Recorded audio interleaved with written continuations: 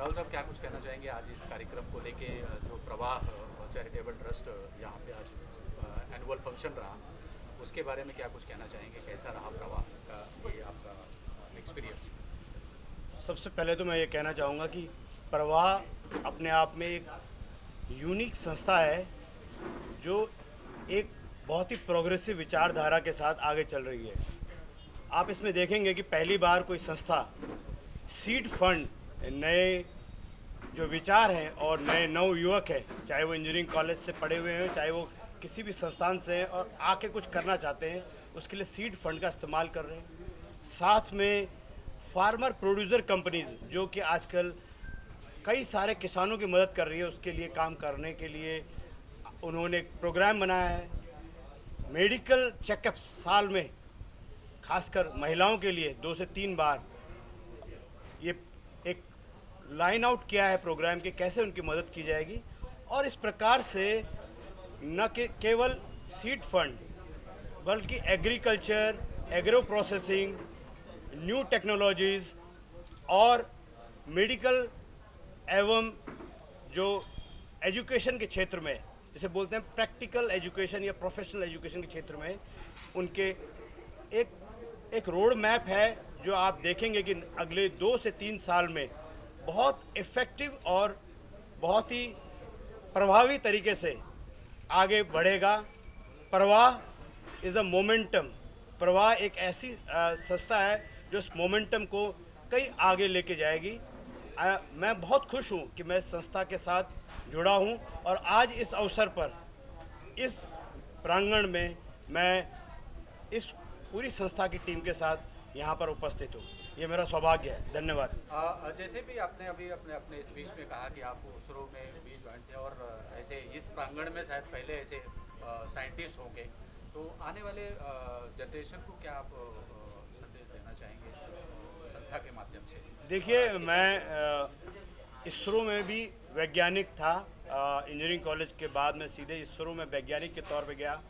उसके बाद मैंने देश की सर्वप्रथम संस्था जो एग्रीकल्चर में है, नाबार्ड, उसके बाद फुलरटन, उसके बाद आरबीएल बैंक में काम किया। मैं ये कहना चाहता हूँ सबको कि संघर्ष होंगे आपके। आप यदि सही आइडिया के साथ, सही लोगों के साथ और आप सतत परिश्रम करेंगे तो आप सक्सेसफुल हो सकते हैं। और प्रवाह एक ऐसी संस्था है जो आपको ये डायरेक्शन में और कठिन परिस्थितियों में मदद करने के लिए हर समय तैयार रहेगी। ओके, अवनीश भैया, आप क्या कहना चाहोगे? इतना सपोर्ट रहा लोगों का, मुंबई के कोने कोने से लोग आए आपको सपोर्ट करने के लिए, कंधे से कंधा मिला के, कितनी खुशी हो रही है सब चेहरे देख के यहाँ पे? और प्रवाह का क्या प्रवाह रहा, उसके बारे में थोड़ा सा जानकारी दें। ये बहुत खुशी की बात है कि आप लोगों ने इतना टाइम दिया और आप लोगों की सपोर्ट के ही माध्यम से इस प्रवाह को एक गतिमान रूप देंगे हम लोग।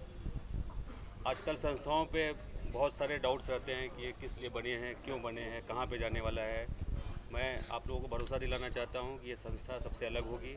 इसका एक डेडिकेटेड फंड होगा, जो इसकी एक एनुअल रिपोर्ट होगी। हम लोग अभी बहुत ही जल्दी इसका एक कैलेंडर जारी करने वाले हैं, जिससे आपको एक एनुअल इसका प्रोग्राम का पता चलेगा। और मैं भरोसा दिलाना चाहता हूँ कि उस एनुअल प्रोग्राम पे हम लोग खरे उतरेंगे। फिर 1 साल बाद हम मिलेंगे, फिर आप लोगों को प्रवाह के बारे में, प्रवाह के कार्यों के बारे में शायद इतनी बताने की ज़रूरत नहीं पड़ेगी, आपको फीडबैक मिलता रहेगा। और मेरा मतलब हम इस संस्था के माध्यम से हमारा उद्देश्य यही है कि इसको जो है, जो सामाजिक कार्यों में हम लोग इसको लगाएं और इस पर खरे उतरें। क्योंकि आजकल संस्थाओं के चीज़ों में बहुत सारे दिक्कतें आ जाती है। पॉलिटिकल हो जाता है, एंगल हो जाता है, सामाजिक एंगल हो जाता है, ग्रुपिज़म हो जाता है। उससे ऊपर उठ के इस संस्था को बनाया है हम लोग और इसका एक बहुत ही नेक उद्देश्य है और आप लोगों के माध्यम से, सहयोग से इसको हम लोग पूरा करेंगे। प्रवाह का उद्देश्य क्या है और किसको? देखिए, प्रवाह का उद्देश्य ये है कि रोजगार। पिताजी को श्रेय देना चाहेंगे या किसको? दादाजी? देखिए, हम लोग का जो हैं, हम लोग अपने दादाजी और पिताजी के ही माध्यम से हैं, उन्हीं की वजह से हैं। श्रेय देने की कोई बात ही नहीं, हमारा एग्जिस्टेंस ही उनकी वजह से है।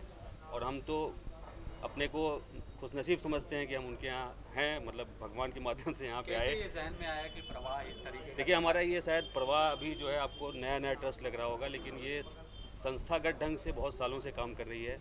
यहाँ से लेके यूपी तक कई सारे शिक्षण संस्थाओं से हम लोग जुड़े हुए हैं और कई सारे हमारा यहाँ पे एक हॉल है जो हमने फ्री शादियों के लिए दिया है, गरीब लोगों को किसका उसका निःशुल्क है, वो कोई चार्ज नहीं करते। थोड़ा सा क्या है, आजकल के टाइम में ब्रांडिंग की ज़रूरत होती है, तो प्रवाह एक ब्रांडिंग है। संस्था बहुत पुरानी है, संस्था के माध्यम से बहुत सारे काम हुए हैं और ये प्रवाह एक नाम दिया गया है इसको, इसलिए आपको ये नई शुरुआत लग रही है, लेकिन इसका एक बहुत पुराना इतिहास है और इतिहास को हम आगे बढ़ाएंगे, उसमें ऐड ऑन करेंगे। आप लोगों के मार्गदर्शन से, आप लोगों के सहयोग से इसको एक अलग मंजिल में ले जाएंगे, इस प्रवाह का विस्तार कितने करेंगे। लोगों को यहाँ पे सम्मानित किया गया है और कौन कौन से चेहरे थे? देखिए, हमारे कई मीडियागढ़ थे, मैं विक्रम भाई को बताइए कौन कौन आया था यहाँ पे। जैसा कि अभी आप लोगों ने देखा कि आप कम से कम 30 से 35 चेहरों को आपने देखा जो मुंबई के टॉप क्लास के पत्रकार हैं, आज हमारे बीच में हैं। उन्होंने एक भरोसा जताया है। ओम प्रकाश जी हैं, राजकुमार सर हैं नवभारत टाइम्स से, अजय राजीव सिंह रंजन जी हैं।